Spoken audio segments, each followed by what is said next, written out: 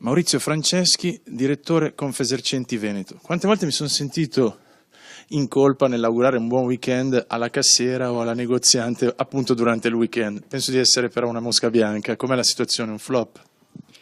Ma diciamo che i risultati sono un flop, cioè le motivazioni per le quali il governo Monti aveva assunto quel provvedimento che si chiamava Salva Italia e ha salvato ben poco, e per i quali è stata prevista le aperture domenicali, quindi la liberalizzazione, era un aumento del prodotto interno lordo, quindi della ricchezza, un aumento dell'occupazione e un aumento dei consumi. A distanza di 3 anni tutti questi presupposti sono fallimentari.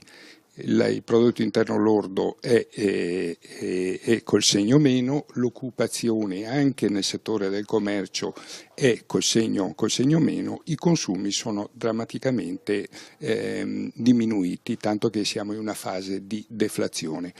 Dall'altra parte che cosa è successo? È successo che è peggiorata la vita delle persone che lavorano e hanno chiuse tantissime attività del piccolo commercio che hanno messo in crisi il sistema delle città, provocando problemi anche di ordine legato alla sicurezza, oltre che sulla qualità complessiva della vita. Quindi noi non ci rassegniamo a distanza di 3 anni, sosterremo il referendum che è stato promosso da parte di 4 regioni, compreso il Veneto, per riportare le competenze a livello regionale, perché noi sappiamo che a quel livello si può prevedere una programmazione degli orari e delle aperture domenicali che siano in sintonia con le esigenze di una società e delle comunità che vivono in questo nostro territorio. Perché in Italia, se qualcosa non funziona, dati alla mano, non si ha il coraggio di cambiare, di rettificare, ad esempio?